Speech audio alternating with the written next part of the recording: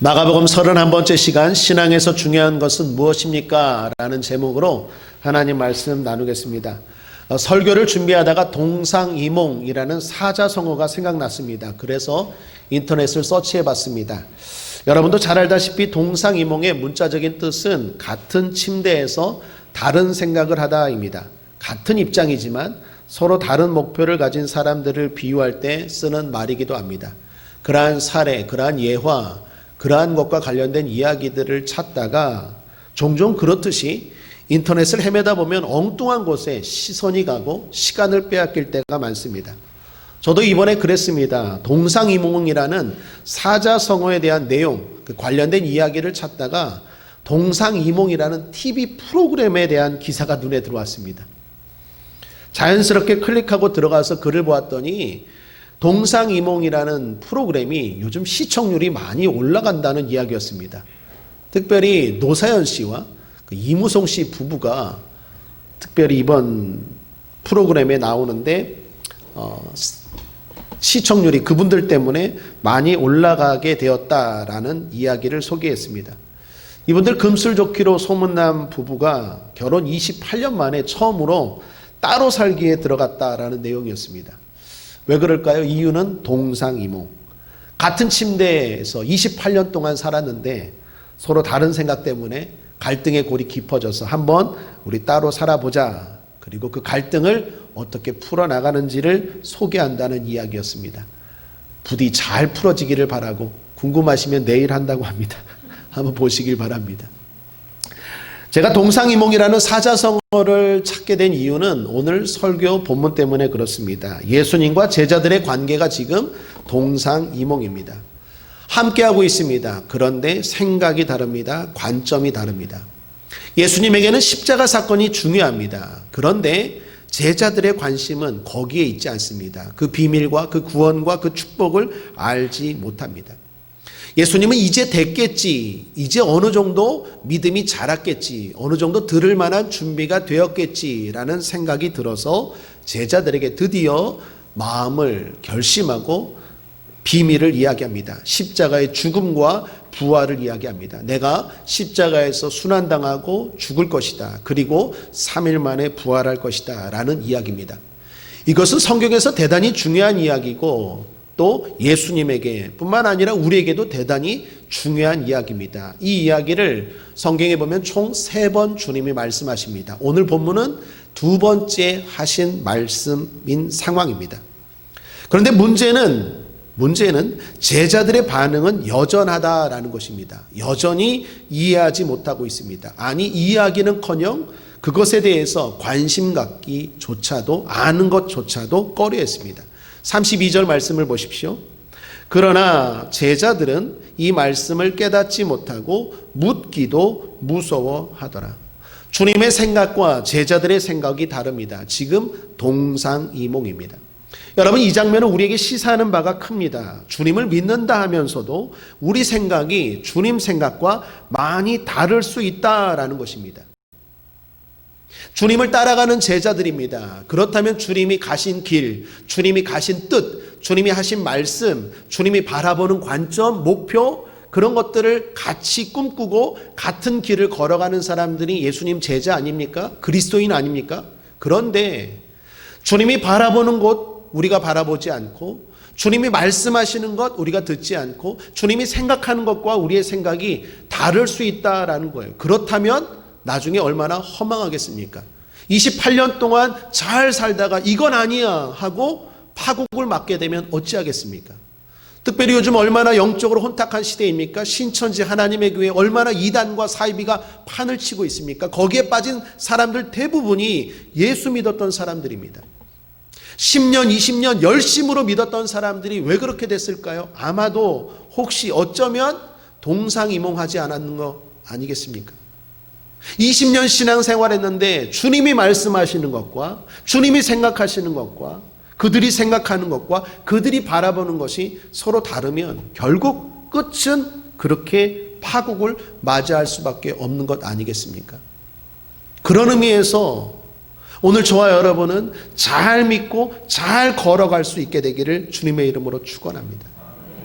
그런 의미에서 주님이 중요하게 생각하는 게 뭘까라는 것을 우리는 늘 살펴보고 우리의 신앙을 점검해야 되겠습니다.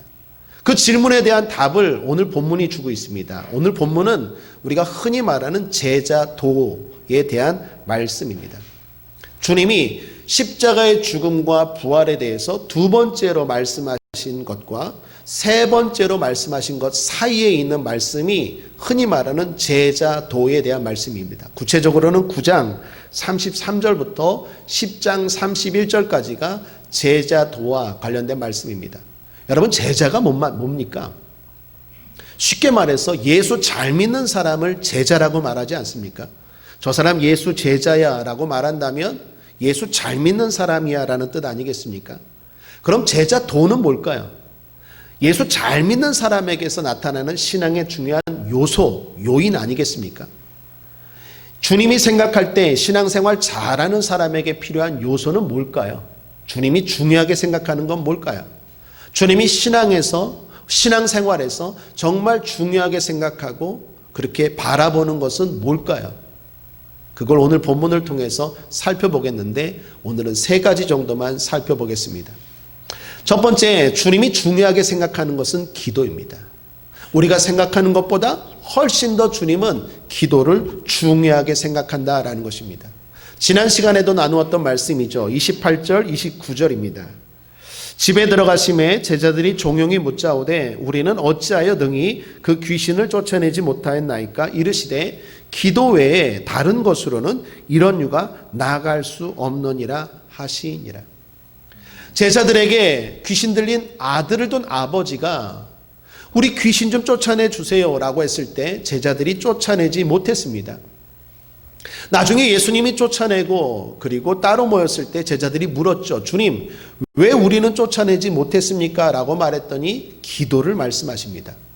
여러분, 여기서 의아한 것은 이 제자들이 기도 안 하는 제자들이 아니라 기도하는 제자들입니다. 뿐만 아니라 기도의 능력도 경험했던 제자들이다라는 거예요.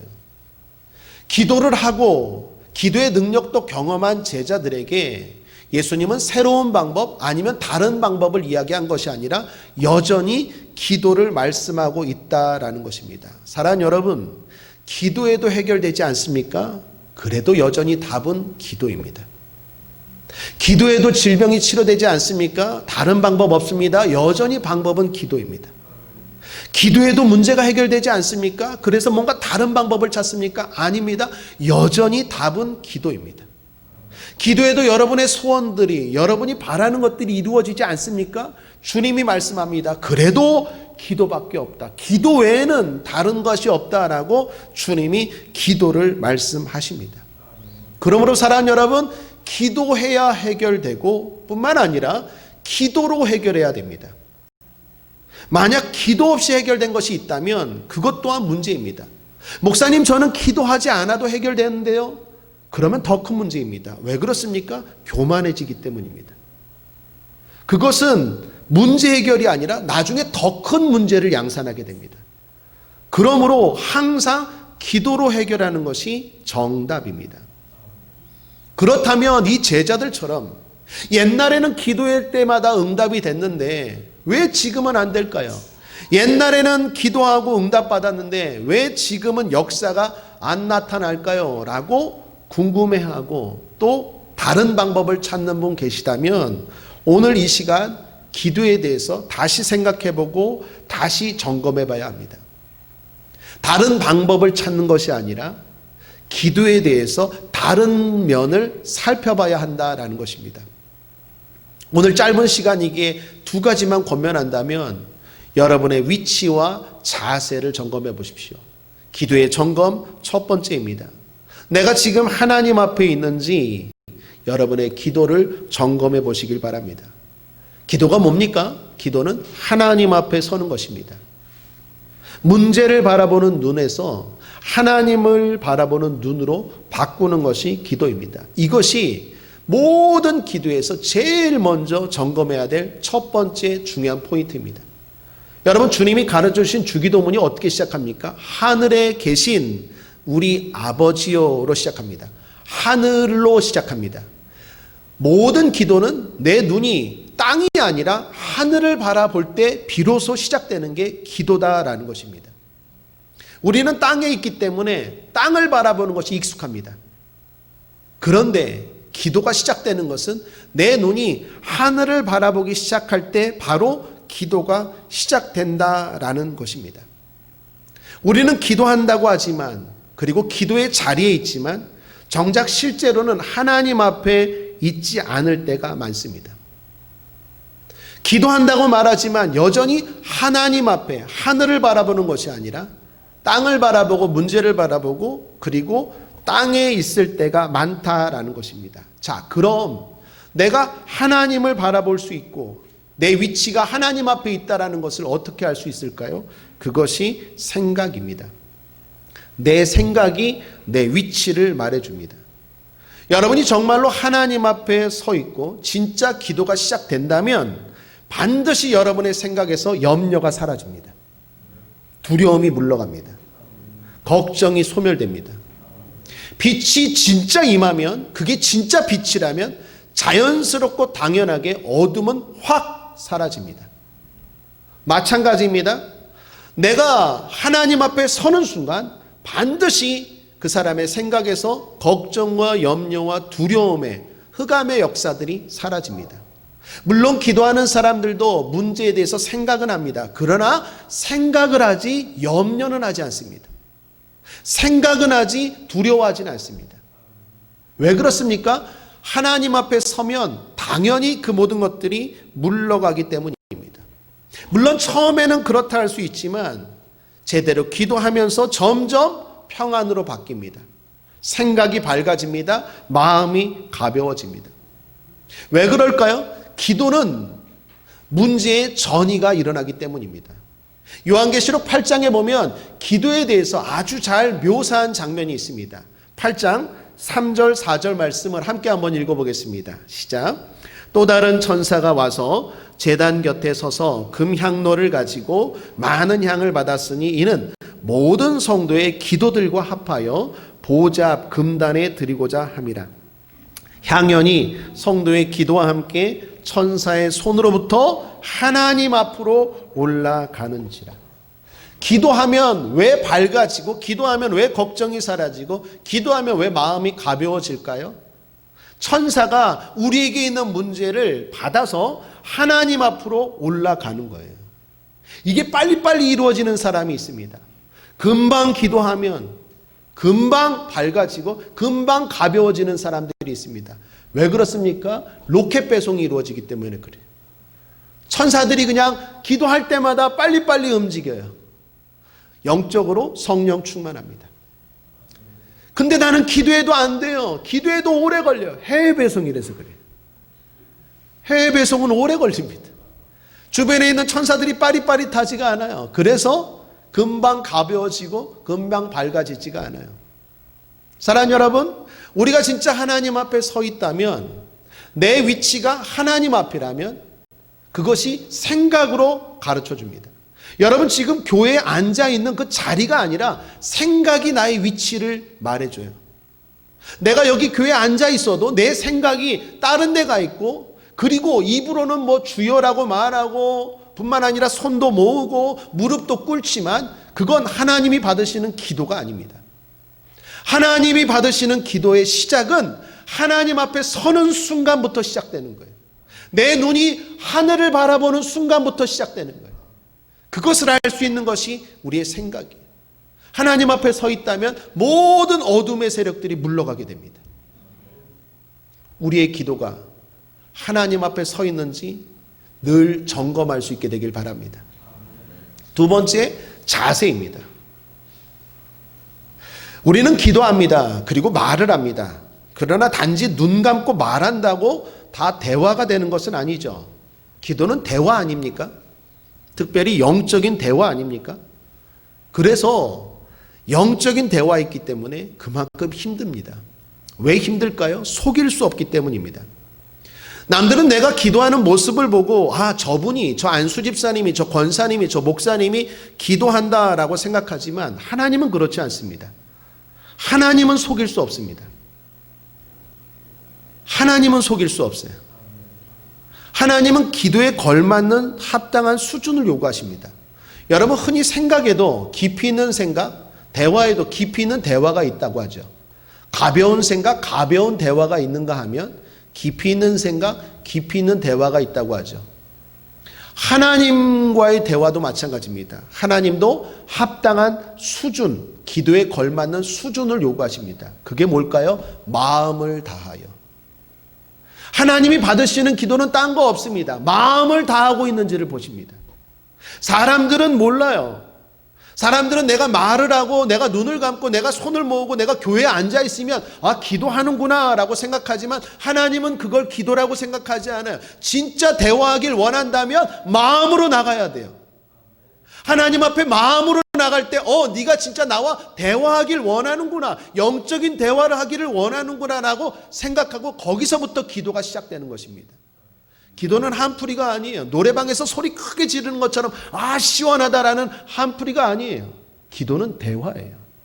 대화에는 상대방에 대한 배려와 진심이 담겨 있어야 돼요. 내가 진심으로 대하지 않는데, 내가 진실로 다가가지 않는데 설렁설렁 대충대충 하는데 누가, 어떤 사람이 그 대화를 기뻐하시겠습니까? 내가 다른 걸 바라보면서, TV를 바라보면서 설렁설렁 그냥 대답을 하는데 누가, 어떤 가족이 그 대화를 진지하게 여기겠습니까? 하나님과의 기도도 마찬가지입니다. 하나님이 받으시는 수준이 있습니다. 그것은 무슨 고상한 용어를 쓰고 전지전능하시고 천지를 지으시고 이런 말을 하는 게 중요한 게 아니라 하나님이 요구하는 수준은 딱 하나입니다. 마음입니다. 하나님은 마음을 보시고 중심을 요구하십니다. 이 사람이 마음을 다하여 나를 향해서 진짜로 대화하고 있는지를 하나님은 원하시고 그걸 살피십니다. 그러므로 한번 해봐야지, 믿져야 본전이다라는 기도, 절대로 그 기도 아닙니다. 마음을 다하지 않는 기도, 절대로 기도 아닙니다. 하다가 그냥 포기하는 것, 그것도 절대로 기도 아닙니다. 하나님이 요구하시는 자세는 마음입니다. 그러므로 여러분, 옛날에는 기도할 때마다 응답되었고 옛날에는 주여 할 때마다 내가 여기 있다라고 주님의 음성이 들렸는데 요즘은 기도해도 안 되고 기도해도 응답이 없습니까? 그렇다면 두 가지 점검해 보십시오. 위치와 자세입니다. 내가 교회는 오지만 하나님 앞에 진짜 있는지 생각을 통해서 점검해 보시고, 내가 정말로 마음을 다하여 주님과 대화를 하고 있는지, 아니면 그냥 입만 뻥긋뻥긋 내 생각만, 내 주장만, 내 감정만 이야기하고 있는지 점검해 보시기를 주님의 이름으로 권면드립니다. 두 번째로 주님이 중요하게 생각하는 것은 섬김입니다. 주님도 이 땅에 섬기러 오셨죠. 우리에게도 섬기라고 말씀하십니다. 성도의 중요한 습관 중 하나가 섬김입니다. 성도를 그리스도의 향기라고 하는데 우리에게서 나타날 특징, 향기는 섬김입니다. 창세기에 보면 아담이 홀로 외로울 때 하나님이 하와를 주시죠.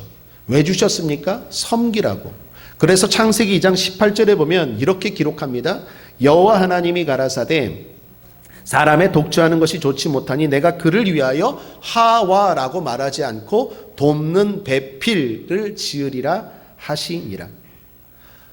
하와라고 말할 수도 있는데 돕는 배필이라고 말합니다. 무슨 말입니까? 도우라고, 섬기라고 주신 거예요. 그러니까 가족들, 여러분 섬기라고 주신 거예요. 내 옆에 있는 사람들 섬기라고 주신 것입니다. 교회 직분도 마찬가지입니다. 왜 교회 직분을 주셨습니까?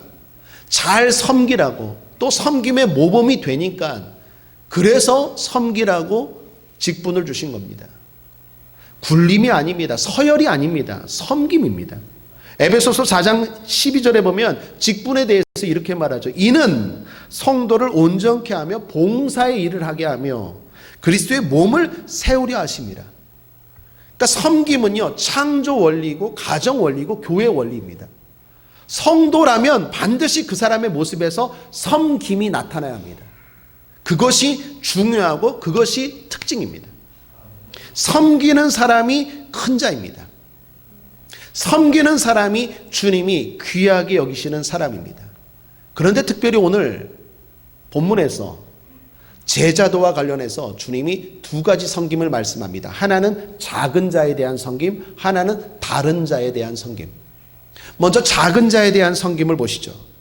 본문에 보면 예수님의 제자들이 다투었습니다. 왜 다투었습니까? 하나님 앞에서 큰 자가 되려는 마음 때문이었습니다.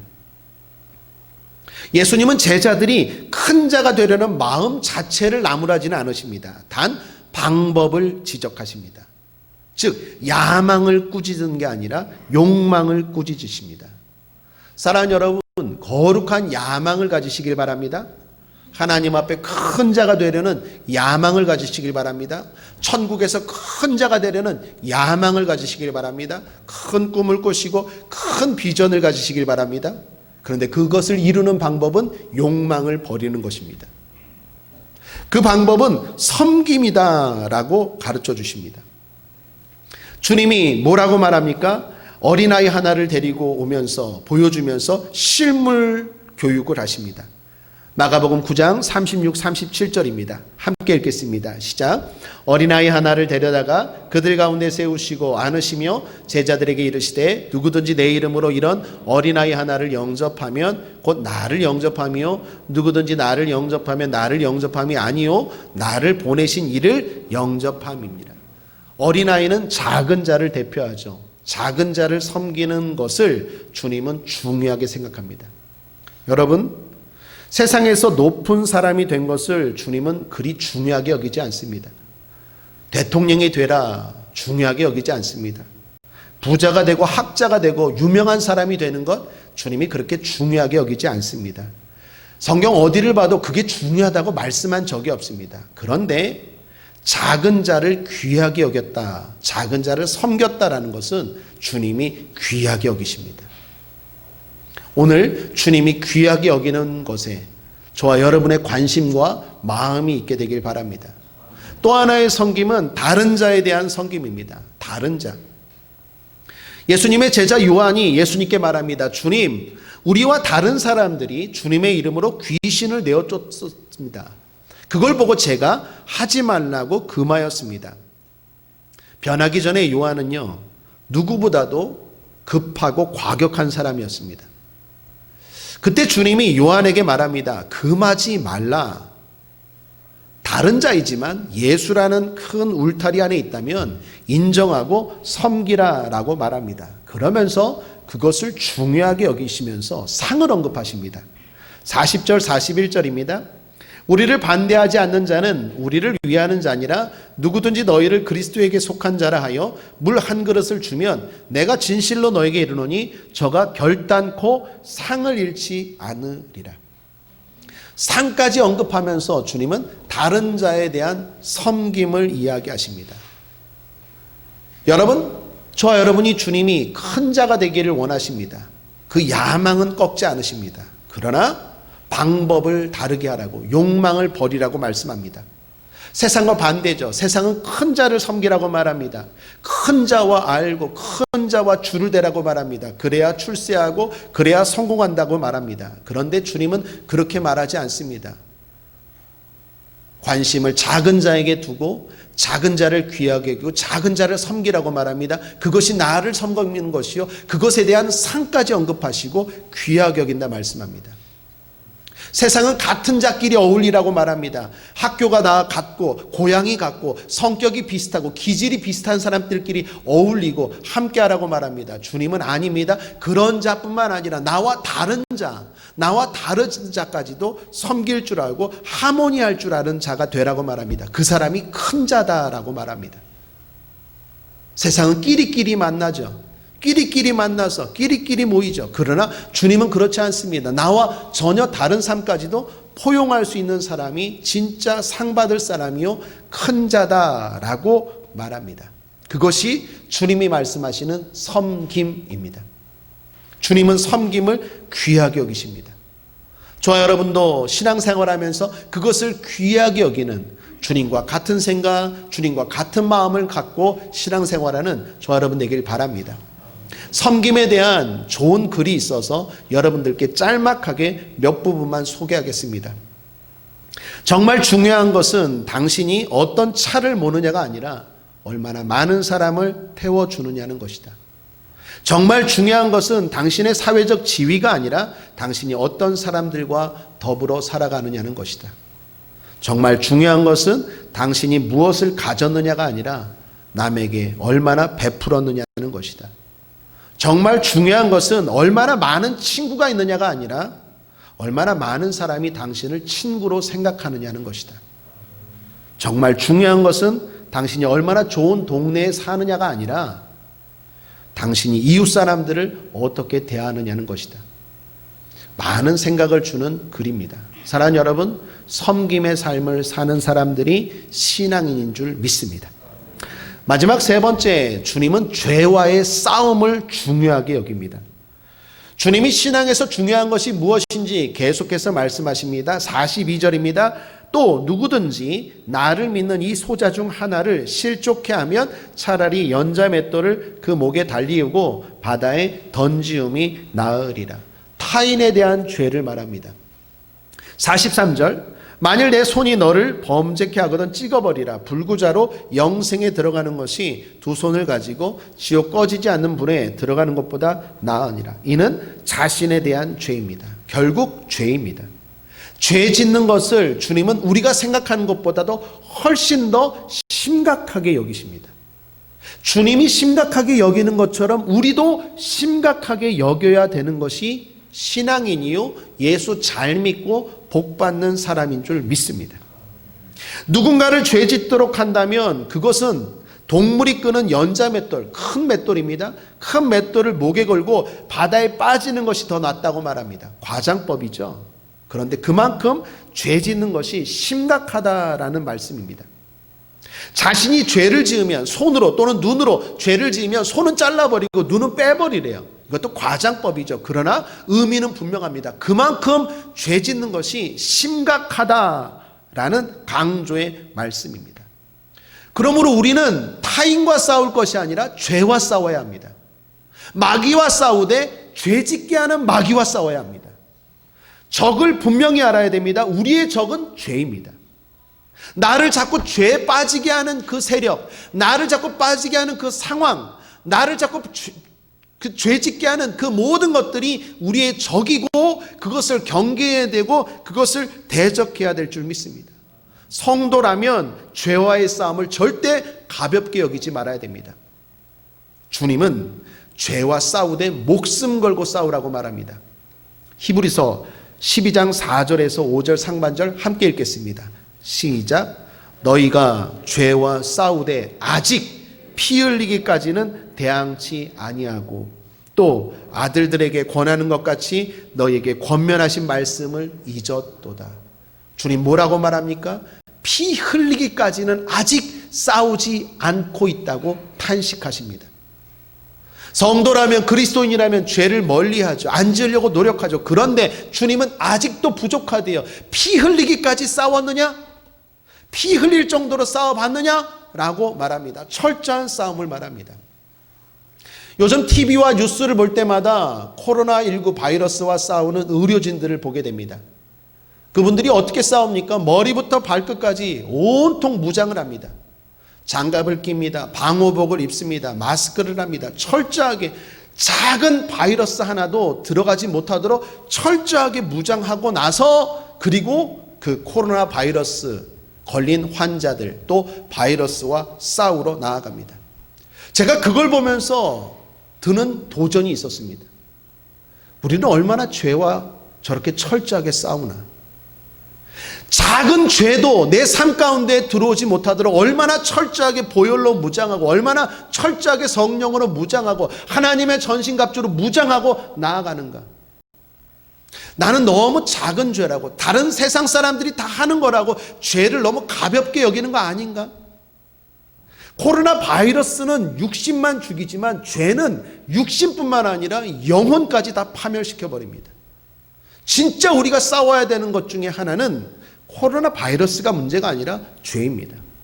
여러분, 죄는요, 아무리 신앙생활 열심히 하고 아무리 기도 많이 해도 그 모든 것들을 무력화시켜버려요. 하나님의 말씀을 보십시오. 하나님, 죄에 대해서 이렇게 말씀합니다. 이사야서 59장 1절에서 3절입니다.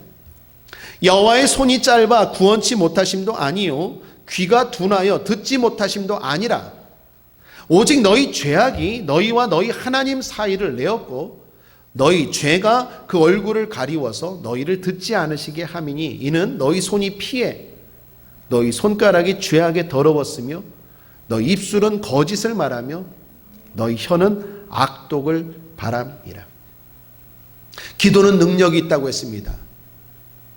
기도는 하늘을 움직입니다. 기도하면 하나님이 역사하십니다. 그런데 그 기도마저도 무력하게 만드는 것이 죄입니다.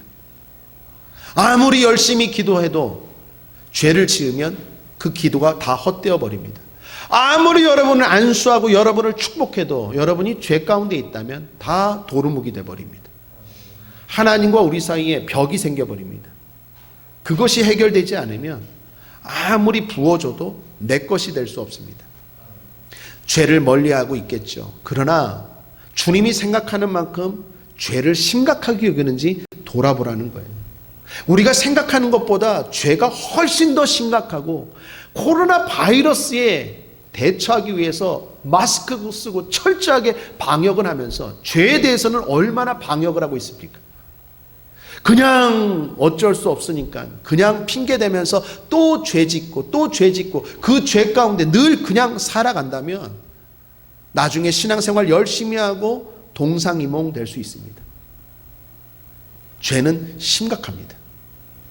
죄를 멀리 하십시오. 죄와 싸우십시오. 죄 짓게 하는 마귀와 싸우시길 바랍니다. 좀 더 철저하게, 좀 더 힘을 내어서 더 나아가 피 흘리기까지 싸울 수 있는 저와 여러분이 되기를 주님의 이름으로 축원합니다. 우리 국제하모니교회 성도님들은 다 승리할 줄 믿습니다. 이유는 성령이 도우십니다. 주님은 말씀만 하지 않습니다. 섬기라고 기도하라고 죄와 싸우라고 말씀만 하지 않고 성령으로 도와주십니다. 감당할 수 있게 하십니다. 성령님 도와달라고 의지하십시오. 성령님 도와주십니다. 뿐만 아니라 우리 서로를 붙여주신 줄 믿습니다. 우리가 서로 중보하고 이렇게 서로 여러분들을 위해서 중보하고 기도하고 축복할 때 하나님이 우리를 이렇게 살 수 있도록 도와주실 줄 믿습니다. 그리고 또 하나 마지막으로 권면하는 것, 상을 생각하십시오. 벌을 생각하십시오. 주님은 오늘 이 말씀을 하시면서 당근과 채찍을 제시하십니다. 당근을 제시하십니다. 상을 말씀하세요. 37절 말씀, 35절 말씀, 41절 말씀입니다. 35절 말씀을 보시면 예수께서 앉으사 12제자를 불러서 이르시되 아무든지 첫째가 되고자 하면 상을 이야기하세요. 첫째. 37절 누구든지 내 이름으로 이런 어린아이 하나를 영접하면 곧 나를 영접함이요 누구든지 나를 영접하면 나를 영접함이 아니요 나를 보내신 이를 영접함이니라. 나를 영접하는 거다라고 상을 제시하세요.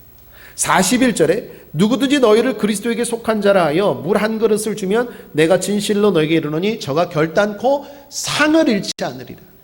여러분 기도가 힘듭니다. 맞습니다. 여러분 섬기는 게 힘듭니다. 맞습니다. 여러분 죄와 싸우는 게 힘듭니다. 맞습니다. 그럴 때 상을 생각하십시오.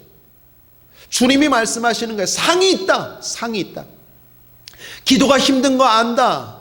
늘 성령 충만한 기도, 늘 주님이 원하시는 기도의 수준을 요구하는 거 힘든 거 안다. 그럴 때마다 포기하고 싶을 때마다 낙심하고 싶을 때마다 상을 생각하라는 거예요. 상. 섬기는 게 힘든 거 안다. 자존심이 있고 육신이 있기 때문에 섬기는 게 익숙하지 않은 거 안다. 그럴 때마다 상이 있다는 걸 기억하라. 상이 있다는 걸.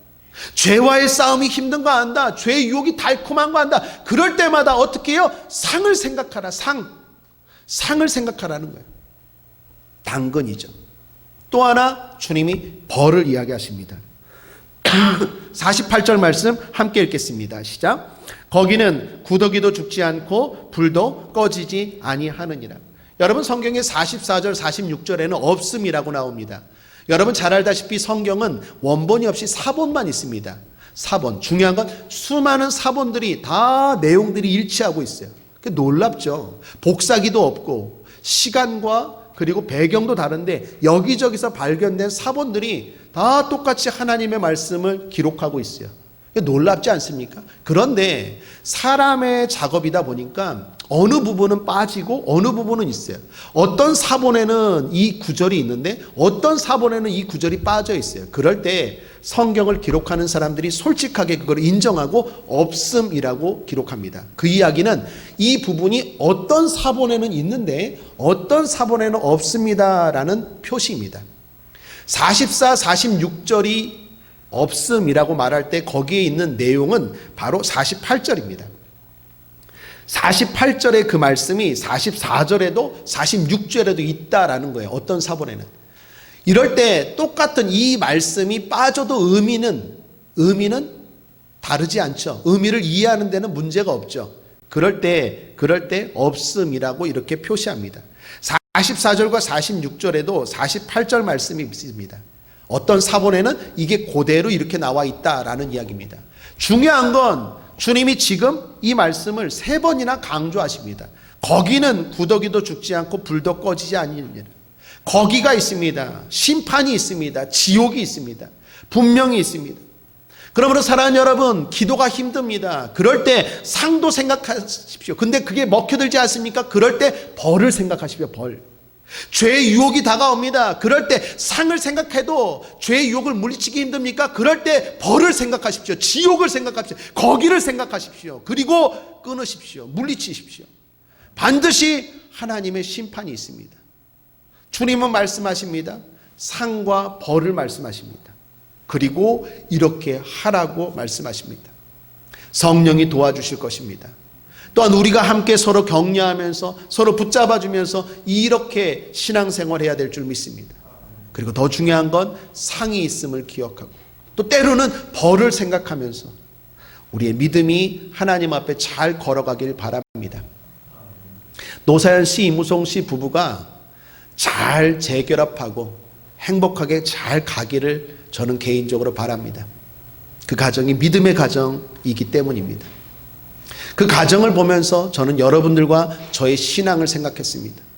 28년, 30년, 40년 신앙생활하고 끝이 파국이 아니라 영광과 축복과 기쁨과 환희로 우리의 신앙생활이 잘 가기 위해서는 동상이몽이 아니라 동상동몽, 더 나아가 초록동색, 주님과 같은 생각, 같은 꿈을 꾸고 나아가야 될 줄 믿습니다. 그렇지 않으면 열심히 믿고 이단에 빠지고 열심히 신앙생활하고 사이비에 빠지는 일들이 많을 것입니다. 주님이 무엇을 바라보고 무엇을 중요하게 여기는지 나도 그것을 중요하게 여기고 나도 그것을 바라보고 살아가는 사람들이 제자 아니겠습니까? 그게 예수 잘 믿는 사람 아니겠습니까? 주님이 뭐라고 말씀하든지 나는 마이웨이, 내 길을 가겠다. 그 사람은 그리스도인이 아니겠죠. 그 사람은 결국 어떤 시점에는 반드시 실망하고 세상으로 가든지 이단에 빠질 거예요. 우리 국제하모니교회 성도님들과 저는 끝까지 승리할 수 있게 되기를 주님의 이름으로 축복합니다. 말씀을 정리합니다. 주님과 동상이몽이 아니라 동상동몽, 초록동색해야 하겠습니다. 주님이 중요하게 여기는 것을 중요하게 여기고 실천하는 것이 신앙 좋은 사람, 축복의 사람일 것입니다. 주님은 제자도의 말씀을 통해 기도가 중요하고 섬김이 중요하고 죄와의 싸움에서 승리가 중요하다 말씀합니다. 저와 여러분이 주님과 같은 생각을 가지고 복된 신앙생활 하기를 주님의 이름으로 축원드립니다. 기도하겠습니다. 좋으신 하나님 아버지, 우리의 마음과 우리의 생각과 주님의 마음과 주님의 생각이 일치하길 원합니다. 도와주시옵소서, 함께하여 주시옵소서. 감사드리며 예수님의 이름으로 축복하고 기도했습니다. 아멘.